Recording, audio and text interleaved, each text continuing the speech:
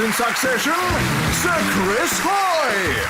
Making an impression, Ronnie Ancona. And their team captain, David Mitchell.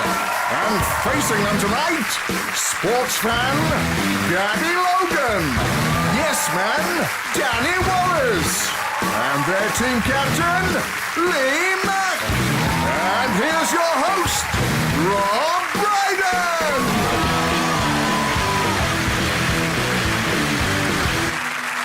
Good evening and welcome to Would I Lie to You, the show that rewards the ability to deceive.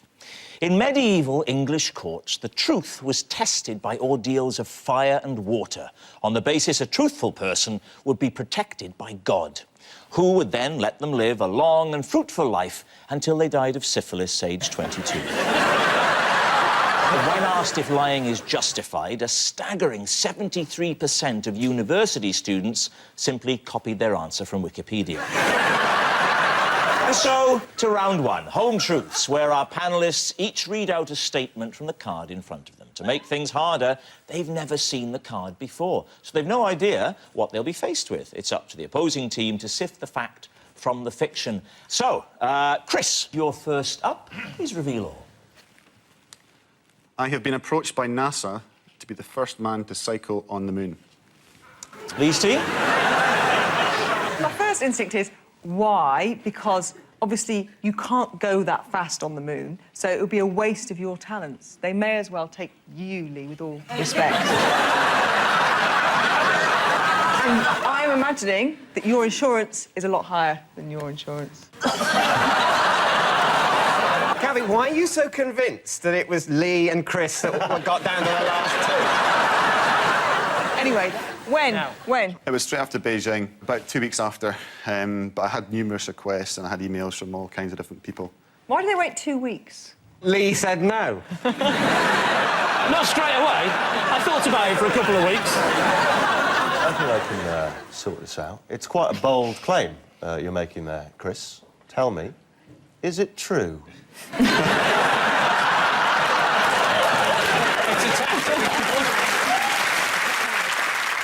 Of course it's true. Oh, very good, very good. Yes. Hey, wait, whoa. He might be lying. He might be lying.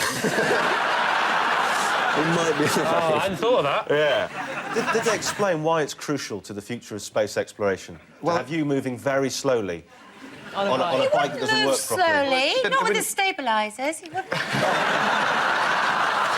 I hadn't thought about a stabiliser. It wouldn't have made No, any you difference, hadn't. you know, whether it's fast or not. It was about the fact it was going to be a bicycle on the moon, the first bicycle on the moon. And could you be asked? Could I be? Bothered? Well, if it had been possible, then yes. It turned out it wasn't possible to do it. Why? Because you can't fly a rocket. How long would this whole trip have taken? There's so many safety procedures, and you have to go through specific medical checks and all this stuff. So it's and too much hassle. they were saying it was going to be like 2 weeks of stuff just here. That was one of the big issues for it not happening. Because of the time, because it would take 2 weeks to do that. Well, yeah. But a minute ago, my friend, you said, when I put the question to you, could you be bothered? You said, yes, I would have done it. I would and have... then, because it was 2 weeks out of your schedule to go to the moon, do something no one else had ever done, suddenly you couldn't be bothered. Well, when I say I couldn't be bothered, it was pretty much down to the Federation. There's quite strict guidelines in terms of what you can do, what you can't You do. can't go to the moon, that's mentioned. That's the first line. Yeah. Clause 1. Must train all the time, no drugs. Oh, and by the way, new one, no going to the moon. Is this an ordinary bicycle they asked you to do? No, it would have been a special bike. Off-road tyres for a start. Off-road tyres? On moon times. There's not many roads in the moon or tracks. My gut is saying that he would have been approached to do this, because people jump on the bandwagon, don't they? The thing is, right, you have to I've seen people going to the moon on the telly, right? And they wear space costumes with helmets like goldfish bowls, right? Yeah. So he'd have to wear this costume like that, and he'd be sat on what he's admitted himself is a reasonably ordinary bike with slightly wider tyres, and that's an image I mean, it'd be like Eamon Holmes riding a tricycle. So is he telling the truth, Lee? It costs a lot to put a man on the moon, doesn't it? And a bike. And a bike. Well, it does when you put it on the British Rail, don't you? You have to pay £2 for the bike. Yeah. See, it's the same with the spaceship. I'm going to say lie then. What are you going to... I'm going to go with my team. If I say it's a lie, we'll say a lie then. You're saying lie? OK. Sir Chris Hoy. Is it a lie? A lie. It was a lie. Chris hasn't been approached by NASA to cycle on the moon, although he has cycled through the lobby of a travel lodge, so has experience of pedalling somewhere hostile with no atmosphere. Gabby Logan, you're next. When I present a show for the first time, I like to wear red underwear. David's team, what do you think? People are genuinely moved by that. Why? Red is a colour synonymous with luck and fortune, with the Chinese, anyway. And I... Right. Chris, you must know what superstitions... I don't follow superstitions. You should. You'd be really good, then. The Chinese, this Chinese thing with red, do you know, none of you looked like you had any recognition of that. I thought this was quite well known. No, I associate red with sort of communism and, and the colour bits of the map are painted during the glory days of the British Empire. The Chinese do get married in red, They don't do. But you're not Chinese. Why do you find the need to go for a Chinese Yeah, custom? what's wrong with our luck? What's wrong with a nice horseshoe or something? You have to go for Chinese luck. That's better luck. Alternative luck. Nothing on good conventional luck. An operation, not acupuncture.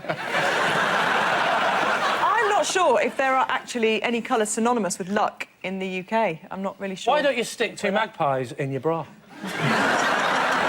Bad luck. I do actually say, if I see one magpie, I say, hello, Mr. Magpie, how's your partner? Because you have to say partner. You can't say wife or husband. Right. That would be assuming that they have a heterosexual relationship. So a magpie... It's political correctness gone mad. David, what do you reckon? It's very hard. I'm a very indecisive person, as you know, Rob. It's very... As you know, Rob, that makes it sound like I'm always coming on to and you're always saying I can't make my mind up. What do you think? Well, it's a difficult one. You're the captain. Come on. It's your You want me to choice. show leadership? Oh, Christ. I'm going Can you imagine if he'd have been on your Olympic training team? I can't get to win. Well, just try cycling quicker. I don't know. I can't. Just...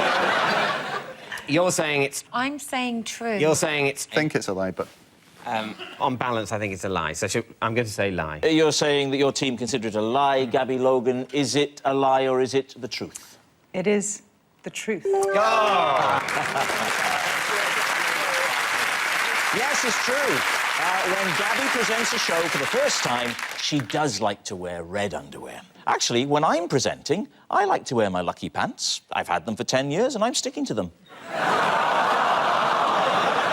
Danny, your turn. Here we go. Whenever someone recognises me but can't place me, I tell them I'm part of the Olympic cycling team. David's team, what do you think? So, why do you do that? Other than, you know, hilariousness. Well, it's kind of that thing where people come up to you and they think they might know you, but I'm not one of those sort of really well-known faces, so you have to come up with something, and you come up with something sort of vaguely plausible. For example, I'm the comedian Danny Wallace. Yeah, but then it's quite awkward if they say, I don't know what that means. It's one of those things. I have had different things in the past. Someone asked me if I was Danny Glover. That was quite awkward. That's true, yeah. And I had to say, what, the black American film star of the Lethal Weapon series? And they said yes, and I went, yes, I am. All I'm saying is, I get confused for other people. Right. And sometimes it's nice to send them on their way thinking, oh, yeah, that is that guy. So which of the British cycling team do you pretend to be? I pretend to be Danny Wallace. Presumably you must know a bit about cycling in order to kind of bluff your way in case they say, oh, that's interesting. What event do you do? Well, he knows the basics, like it wouldn't work on the moon. Yeah. Unlike some of us, Chris, yes. To be fair, Danny has got the haircut of a man who's just ridden on a bicycle. Backwards, through a hedge, on the moon. What if they ask you, do you shave your legs? Well, it's never really gone that far. From where you're sitting, can you see Chris's thighs? Because from where I'm sitting, they are massive. Seriously, have you ever been able to put your legs together? I don't want to insult your legs, per se, Danny. Yes. It's just that if you are an Olympic champion Yes. cycling, Yes. then that is going to have some notable effect on your physique. Let's not forget, I'm not actually on the Olympic cycling team. So you can't go, well, your legs aren't big enough for a start, and also you don't shave them. It's a lie. I think it's a lie because I think it's a lie. Yes. I mean, why not just say who you are? It just comes down to Danny's impish sense of fun. I think we all think it's a lie. You all think it's a lie. It's OK, a lie, so, Danny Wallace, truth or lie? It's a lie. Yes. As we suspected, it's a lie. I could have been part of the Olympic cycling team if it hadn't been for my lack of training, determination, fitness and bike. Our next round is called The Ring of Truth, in which I read out some amazing celebrity facts, and all our teams have to do is decide whether they're true or not. So, David's team, take a look at this. Can I have 2 people from the audience, please? Going to form a world greatest escape. Please check the bag. Check the bag if you see any trapdoors.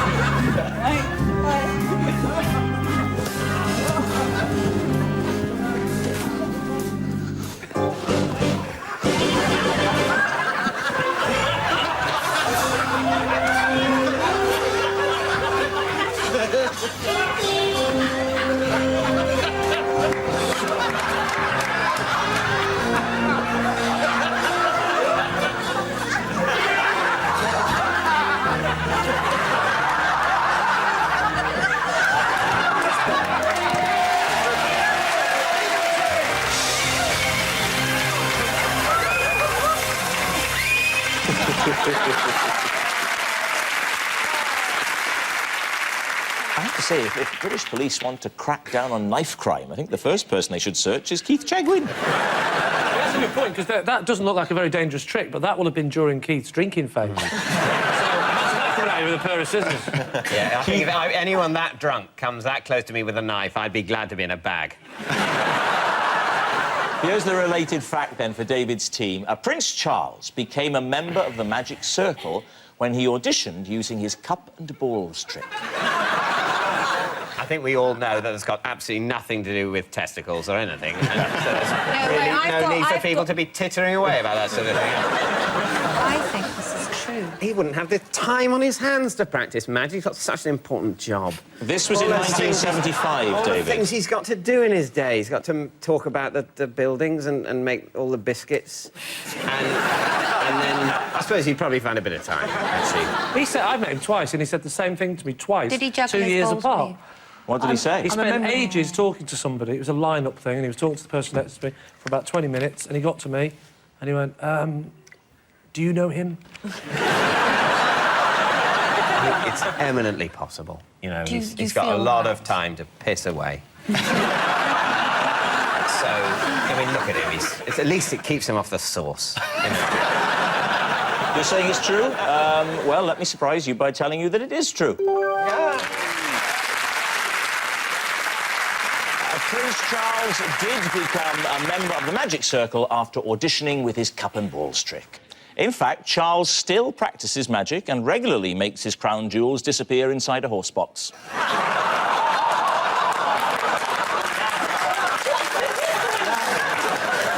I'm doing it with charm and a cheeky grin. Now, Lee's team, take a look at this. The automatic public convenience, commonly known as a superloo, plays music, is centrally heated and washes itself out after it's been used. Tramps try to use them for a night's sleep. Prostitutes use them for their business. They're in there for 15 minutes and then it's all over. The door opens automatically after 15 minutes. Homosexuals use them.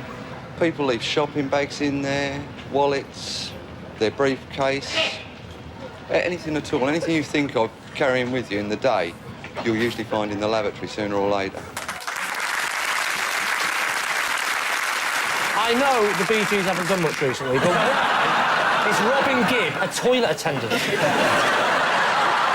Here is the related fact, then, for Lee's team. Gary Barlow has a microphone installed in his downstairs bathroom to record new song ideas, as it's where he feels the most creative. And it isn't just a loo, it is a proper downstairs bathroom. There is a bath in there as well. Well, Gary Barlow strikes me as no-nonsense, salt of the earth, you know, common sense. I trust him. I trust Gary Barlow.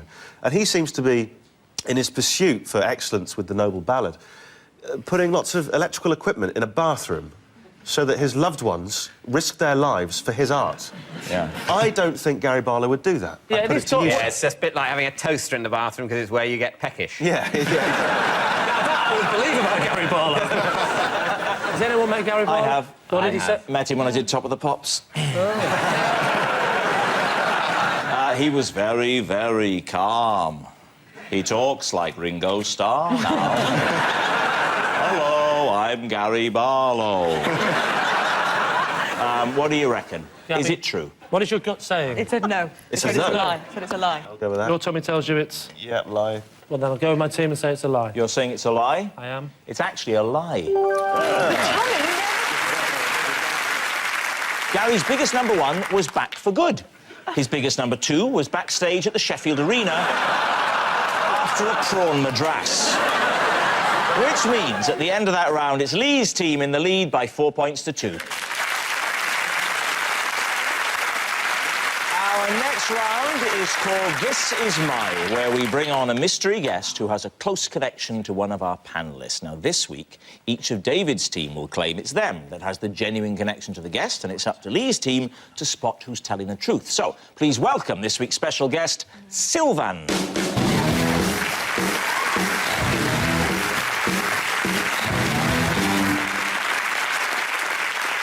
So, Ronnie Ancona, what is Sylvan to you? This is Sylvan, and he designed a household robot that speaks with my voice. All right. Chris. This is Sylvan, and he's my masseur, and he was also the guitarist in Simply Red. Right. All right. And finally, David. This is Sylvan, and he's my next-door neighbour, and I promised I'd get him on TV after he complained about an all-night party in my flat. So there we have it. Lee, where would you like to start? Well, I sort of remember a bit about Simply Red. Uh-huh. Do you remember him in Simply Red? He was a lot more ginger. What was he the guitar player, did you say? The guitarist, yeah. Lead guitar or bass guitar? I wasn't a big fan of Simply Red at the time. No offence to Sylvan. I'm just curious, though, how you go from being a really good guitarist to, I'm sure, a really good masseuse. It is a good point, Gabby. You don't spend 10 years of your life, you know. And it's high up, because that's how they did it in Simply Red. Doing all that, right? does Maybe he still did play. that, playing the bass. He does still play. He got his fingers against his muscles, and he thought, I'm quite good at this.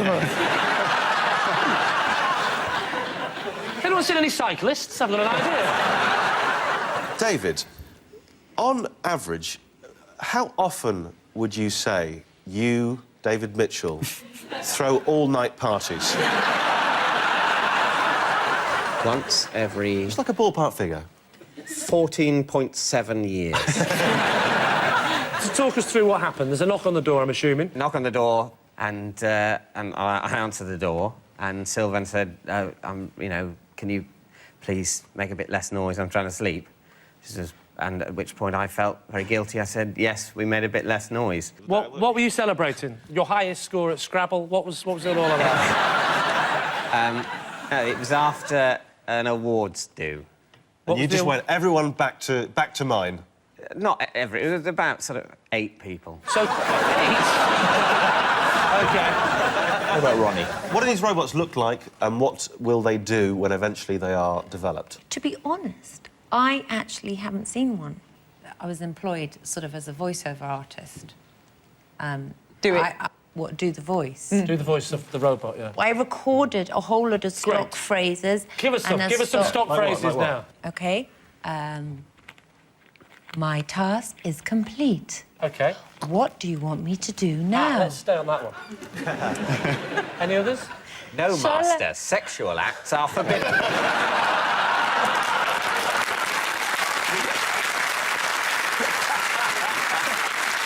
When you say David, I feel like I've just been turned down by C3PO. This is really, really plausible. It's certainly more plausible than David having an all-night party. Yeah. OK, we've got to make a decision. Can we just have a quick look at Sylvan's hands? Those are his hands. They are nice. Actually, that was a good clue, because if he hadn't have had any hands, that would have ruled out.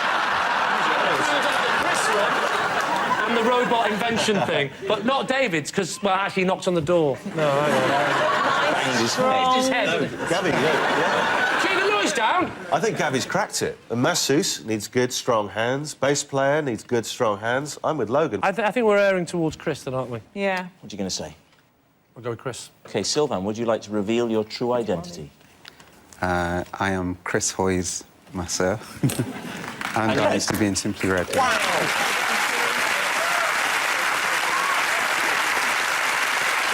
I have a little knot here. Could you just come and have a little go? Well, no, put some effort into it, man. Don't just lean over. Oh, my God, David could have done that. Don't. Sylvan, thank you very much indeed. Thanks, Congratulations.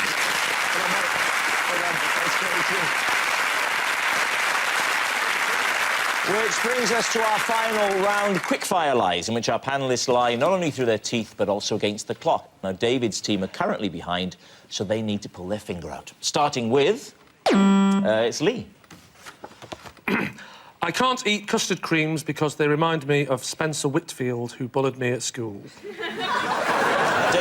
What did Spencer Whitfield do to you? He pinned me down with his mates, and he force-fed me custard creams. Why not just beat you up? Why did they want to feed you custard cream? Did you look thin? The kind of lessons we had was, believe it or not, in secondary school, right, we'll go around the class and you've all got to tell us your favourite biscuit. One you like, one you hate. And what subject was this? It was home economics, and... Did you do A-level home economics? No, I didn't do A-levels, obviously. Look at me. What do you think the effect of A-levels on the face are? You can see right about the stars of A-levels. The type of school you went to, if you were a boy, you couldn't do home economics, you would have been doing woodwork. Yeah, no, I think you're mixing me up with the film Kes. Where it was a choice between kestrels and coal. I was allowed to choose home economics. I wasn't. Why did you choose that subject above kestrels Do you know or why? coal? Genuinely, I thought it was about money. I thought I'd learn how to use money in a sensible way. And I got in there, and it was full of the kids that wanted to do cooking and needlecraft. Who were big bullies.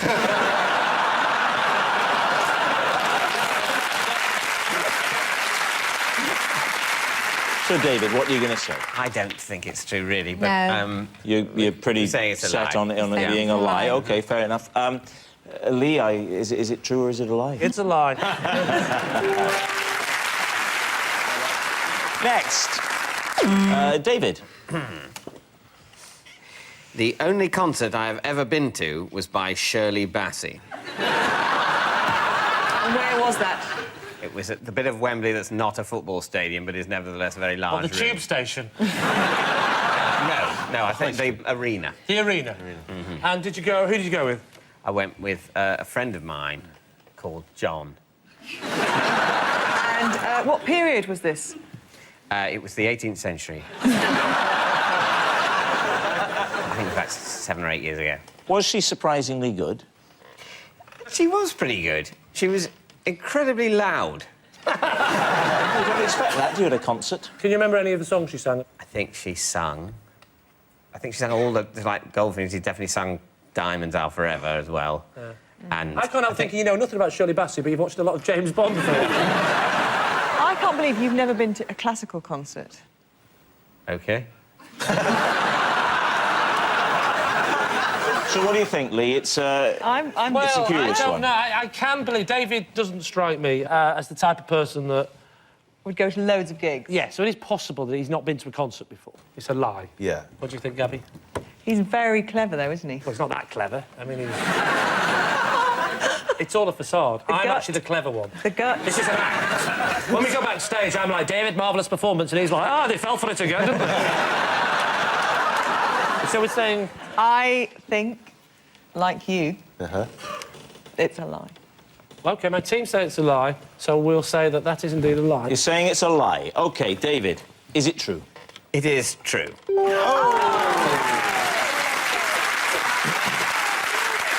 Next, it's Gabby. I have a possession. Ah, right. Well, then take out the box underneath. That's it. Pop it on the desk. These are some of the birthday cards that I've posted to my pets. OK. Without looking at the cards, can you tell us which Oh, look, the pets are? these are all sent to Sydney. No, hang on a second.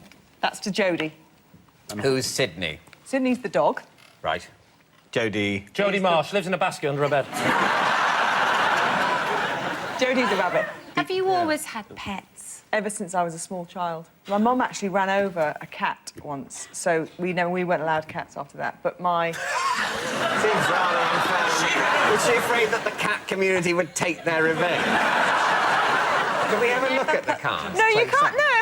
You can look at them if you want to. Chris, would you get them Chris. so we can all enjoy your thighs? Thank you. Walk across the stage. You can't read look them, at you the can just thighs. look at the front. You can take them and read them, do whatever No, you you want. can't. Yes, he can. Touch those No, you cards, can't. and you'll be cycling on the other side You of your can't. face. The rules of the game say you can't. If you think that's going to stop me, you are so mistaken.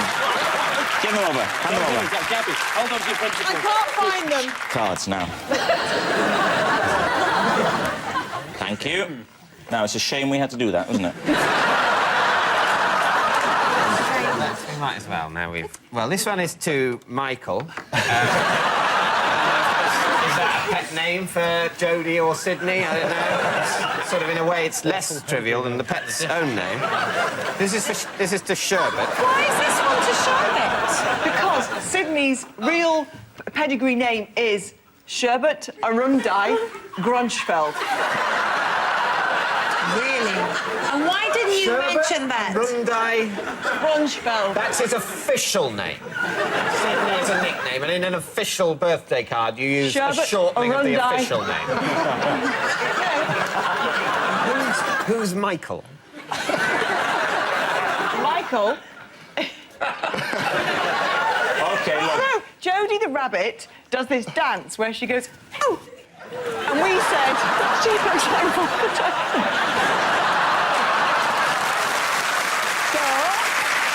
So, David, what are you going to say? It's a difficult one. I just... It's got to be a lie, surely. I think we think it's a lie. We've got to go for a lie. You're saying lie. OK, so, saying it's a Gabby, lie, yes. were you telling the truth or were you telling us a lie? I was telling a lie.